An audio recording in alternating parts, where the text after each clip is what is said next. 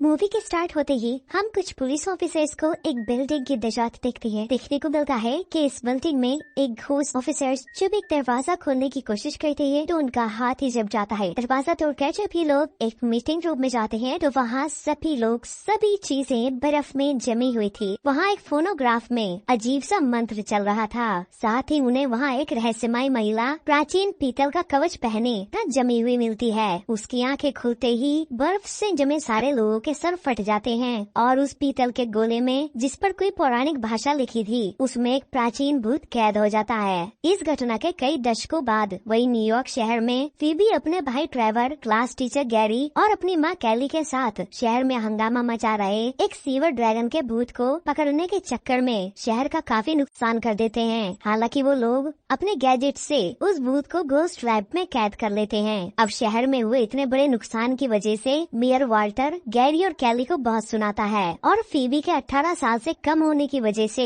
उसके भूत पकड़ने के काम पर प्रतिबंध यानी कि बैन लगा देता है और आगे से इस तरह का नुकसान करने पर उनके फायर हाउस जहाँ वो आजकल रह रहे थे उसको मिट्टी में मिलाने की धमकी देता है। वैसे क्योंकि गैरी और कैली एक दूसरे से प्यार करते थे तो गैरी उन्हीं के साथ फायर हाउस में रहने लगा था, पर फीबी उसको एक अच्छा वैज्ञानिक तो मानती थी लेकिन अपना पिता नहीं। वही दूसरी तरफ फीबी का क्लासमेट पॉडकास्ट एक पुराने घोस्ट बस्टर डॉक्टर रे के साथ उनके बुक स्टोर पर काम करने लगा था। डॉक्टर रे वहाँ पर भूतों से संबंधित और श्रापित चीजों को खरीद कर इकट्ठा किया करते थे। एक दिन फीबी पॉडकास्ट से मिलने स्टोर आती है। वहाँ उसको शैतानी करते हुए बहुत सारे मार्शमैलो मिनी पुत मिलते हैं। ठीक उसी समय नदीम नाम का एक आदमी अपना कुछ सामान बेचने स्टोर पर आता है। वो अपनी ग्रैंड माँ की कुछ चीजों को बेचने के लिए आया था जो कि बहुत ही ज्यादा एंशिएंट थी। उसके लिए इनकी कीमत मात्र $50 थी। जैसे ही रे इन चीजों को देखना शुरू करता है तो उसके हाथ में वही ब्रास वाला और आता है जो कि हमने मूवी की स्टार्टिंग में देखा था। वो इसके ऊपर लिखी हुई एंशिएंट लैंग्वेज को नहीं पढ़ पा रहा था और वो नदीम को पैसे देने के लिए भी रेडी हो जाता है। रे जैसे इसे टेबल के ऊपर रखता है तो वो टेबल टूट जाती है और एकदम हर जगह ठंडक आ जाती है। बहुत ज्यादा फ्रोजन हो जाता है। ऐसा लग रहा था कि जैसे उसके अंदर से निकलने वाली स्प्रेड इस शहर के अंदर आ चुकी है। नदीम को तो पैसों से मतलब था तो वो तो अपने पैसे लेके चला गया था। 60 इंच के बाद में सीनियर ट्रेवर के ऊपर शिफ्ट होता है जिसे अपने कमरे के अंदर कुछ लीकेज दिखाई देती है। वो अपनी मॉम को भी कहता है लेकिन उसकी मॉम कहती है कि तुम बड़े हो गए हो, ये काम खुद से कर सकते हो। इसी के कारण ट्रेवर खुद ही अपने एटिक के अंदर चला जाता है जहाँ पे बहुत सारा कचरा पड़ा था। यहाँ पे ट्रेवर जैसे कचरे को हटाता है तो एक ग्रीन कलर का स्लाइमी सा मॉन्स्टर था जिसे ट्रेवर के पकड़ने से पहले वो ट्रेवर के आर पार होकर यहाँ से भाग जाता है। तभी वो भूत के भागने की खबर जल्दी से जाकर अपनी टीम को बताता है और सभी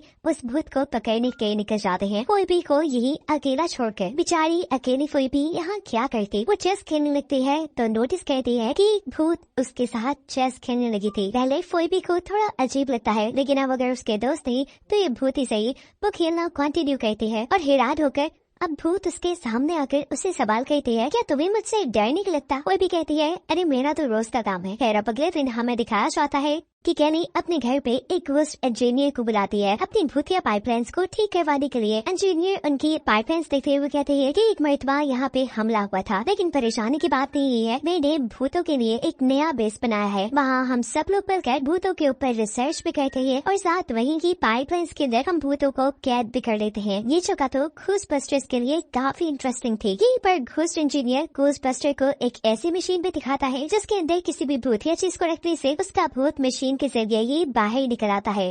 तभी पीतल के गोले के भूत को अलग करने के लिए उसे वहीं छोड़ देते हैं। लकी और लार्स उस गोले से भूत को अलग करने लगते हैं। तभी ओवरलोड होने की वजह से उनकी पावर सप्लाई उड़ जाती है तो लार्स पावर को जल्दी ऑन करके जैसे ही गोले को मशीन से बाहर निकालने लगता है गोला उसके हाथ को ही जमा देता है। वहीं फीबी को कैफे के अंदर एक भूत होने की खबर मिलती है तो पॉडकास्ट के साथ वहां पहुंचकर जैसे ही देखती है तो वो भूत मेलोडी थी। इससे पहले फीबी कुछ समझ पाती मेलोडी वहां से भाग जाती है और फीबी के घर वापस आने पर मेलोडी भी उसके घर आती है। फीबी उसको अंदर बुलाकर अपना घर दिखाती है तो मेलोडी घर देखती हुई खुद ही बेसमेंट में पहुँच जाती है। वो वहाँ कंटेनमेंट यूनिट को देखकर उससे पूछती है इसमें जाकर भूतों का क्या होता है। फीबी बताती है उन्हें ऐसा लगता है कि उनके कण बिखरकर अंतरिक्ष में समा गए हों। मेलोडी हमेशा अपने पास एक माचिस की डिबिया रखती थी जिसकी आखिरी बची तीली जलने के बाद भी हमेशा उसके पास वापस आ जाती थी। वहाँ से जाने के बाद मेलोडी को कुछ आवाज सुनाई देती है तो वो उसका जवाब देती हुई कहती है कि वो उनका काम जल्द से जल्द कर रही है। दूसरी तरफ पुले को समझने के चक्कर में द पोजेसर आजाद हो जाता है। फिर कुछ समझ न आने की वजह से लकी, लार्स और ट्रेवर नदीम के घर पहुंच जाते हैं। नदीम को लगता है कि वो लोग गोले जैसी और भी चीजों को खरीद सकते हैं, तो वो उनको अपनी नानी का गुप्त कमरा दिखाता है। वो पूरी तरह से पीतल का बना हुआ था और वहाँ बहुत सी प्राचीन चीजों के साथ उसकी दादी का कवच भी था। वहाँ पर किसी जानवर के सींग भी थे। तभी लकी का डिवाइस सारे कमरे की चीजों को छोड़कर नदीम के शरीर में कुछ भूतिया संकेत देता है। तो वो बिना समय गवाए नदीम को लेकर सीधा पुराने घोस्ट बस्टर डॉक्टर पीटर के पास आ जाते हैं। डॉक्टर पीटर नदीम के सर पर एक डिवाइस लगाकर उससे आड़े टेढ़े सवाल करने लगते हैं और मुंह पर पेंसिल फेंक के मारते हैं, जिससे नदीम को गुस्सा आता है और उसके गुस्से के साथ पीछे जल रही लौ भड़क उठती है। उनको नदीम के एक रहस्य के बारे में पता चलता है, जिसके बारे में खुद नदीम भी नहीं जानता था। वहीं दूसरी तरफ फीबी, पॉडकास्ट और डॉक्टर रे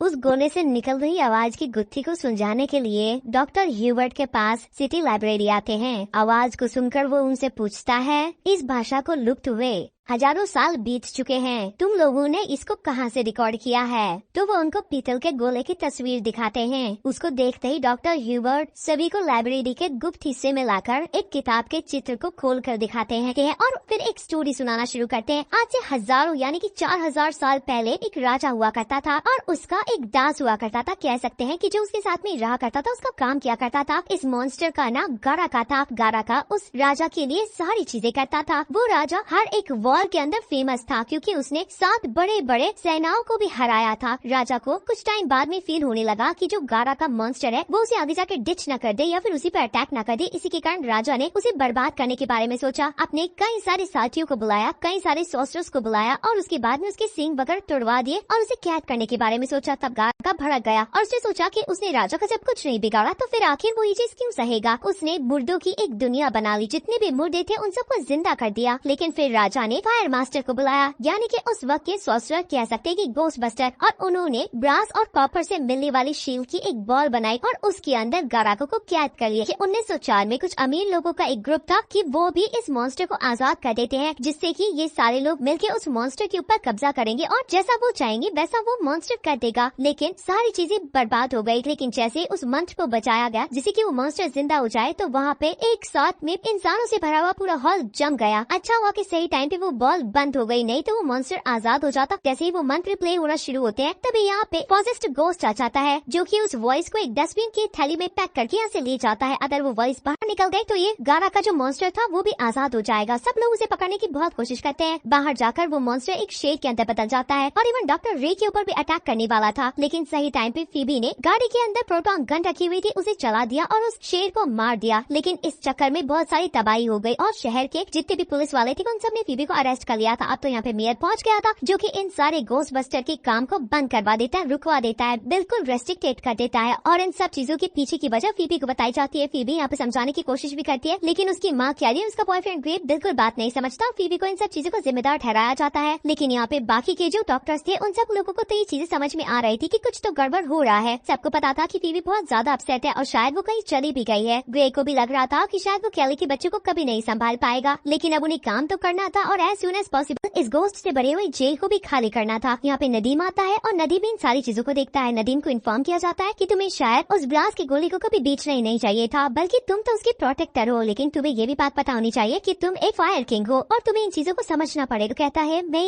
कैसे करूँगा, मैंने तो आज तक कभी किया भी नहीं। वो जैसे ही उंगली का इशारा सामने चलती हुई आग पे करता है तो देखता है कि आग बिना किसी मुश्किल के उसके इशारों की तरह मूव हो रही थी। इस चीज ने तो उसे खुद भी हैरान कर दिया था। यहाँ फुल भी जो अपने ग्रुप को मुसीबत में डालने की वजह से काफी उदास थी, इसी उदासी में वो उस पुत से मिलती है जो उसकी काफी हद तक दोस्त बन चुकी है। फुल भी उससे कहती है कि मैं हमेशा कोई न कोई गड़बड़ कर देती हूँ, मैं बहुत बुरी हूँ। जिसके जवाब में भूत कहती है अरे ऐसा बिल्कुल नहीं है। वो उसको उन्हीं की घोस्ट पेस के अंदर ले जाकर कहती है आओ मैं तुम्हें एक मैजिक दिखाती हूँ। वो फोइबी को घोस्ट चैम्बर के अंदर भेजती है और मशीन को ऑन कर देती है, जिसमें एक इंसान के जाने की वजह से उसकी बॉडी का भूत यानी उसकी रूह उसकी बॉडी से बाहर निकल चुकी थी। जिसके बाद ये भूत फोइबी से कहती है मुझे माफ कर देना, मैं तुम्हारी अच्छाई का फायदा उठा रही हूँ। ये कहते ही हमें दिखाया जाता है कि यहाँ पर एक और के अंदर से अचानक कुछ काली ताकतें बाहर निकली, जिन्होंने मत रहते ही फोइबी के जिस्म के साथ साथ उसकी सोल को भी अपने काबू में कर लिया था। और ये काली ताकत कोई और नहीं बल्कि गोरा का ही था। उसके आजाद होने की वजह से यहाँ काफी गड़बड़ी होने लगी थी। गूस्ट पेस के लोग जब यहाँ पे आते हैं तो वो गोरा का को देखकर उसके ऊपर अपनी लेजर गन से हमला करते हैं, लेकिन गोरा का इस लेजर गन को ही जमा चुका था। इससे पहले कि ये लोग गोराका को पकड़ पाते, गोराका यहाँ से भाग जाता है। गैरी फोइबी को दोबारा से ठीक करती है, उसकी सोल को उसके जिस्म में डाल के, जिसके बाद दिखाया जाता है कि गोराका फायर मास्टर्स के घर पे गया है, जहाँ इतने साल गोराका को कैद रखा गया था। फिर उसकी दादी के कमरे में रखे सींग निकालकर वापस अपने सर पर लगा लेता है। उसकी ताकत वापस आते ही वो पूरे शहर को जमाना शुरू कर देता है। दूसरी तरफ रे सबको बताता है कि गोराका अब हमारे कंटेनमेंट यूनिट के अंदर बंद भूतों को निकालकर अपनी सेना बनाने के लिए यहाँ आता ही होगा। तो वो लोग गोराका को रोकने के लिए अपने सभी गैजेट्स निकालकर तैयारी शुरू कर देते हैं। लेकिन तभी फीबी को एक आइडिया आता है। वो अपने प्रोटोगन के हर एक हिस्से पर पीतल की परत चला देती है, क्योंकि पहले भी गोराका को पकड़ने के लिए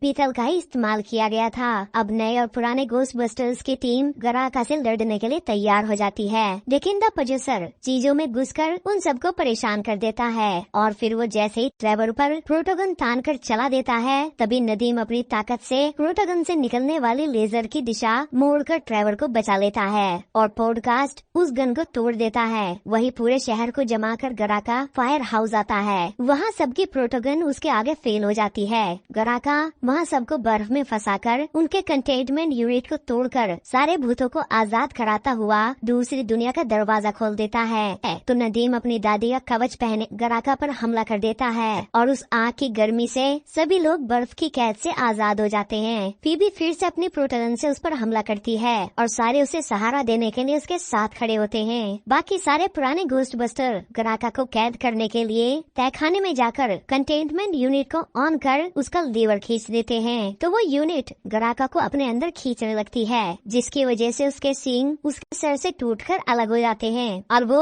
कंटेनमेंट यूनिट में कैद हो जाता है। वही गोस्टबस्टर्स की मदद करने के लिए मेलोडी को मुक्ति मिल जाती है। वो अपनी याद के तौर पर अपनी माचिस फीबी को देती है और उसकी आत्मा के कण अंतरिक्ष में समा जाते हैं। फिर पूरे शहर की बर्फ पिघल जाती है। मेयर वॉल्टर फिर से उन्हें वहाँ धमकी देने आता है, लेकिन वहाँ मौजूद सभी जनता का सपोर्ट देखकर उसको उन पर से बैन हटाना पड़ता है। और फिर वो सभी फीबी की बहादुरी के लिए ताली बजाकर उसका सम्मान करते हैं, क्योंकि इस बार भी उसी की वजह से पूरा शहर बचा था। तभी उनके ऊपर से सीवर ड्रैगन निकलकर भागता है। तो फीबी पहली बार गैरी को पापा बोलकर उसे पकड़ने के लिए अपने परिवार के साथ उसके पीछे जाती है।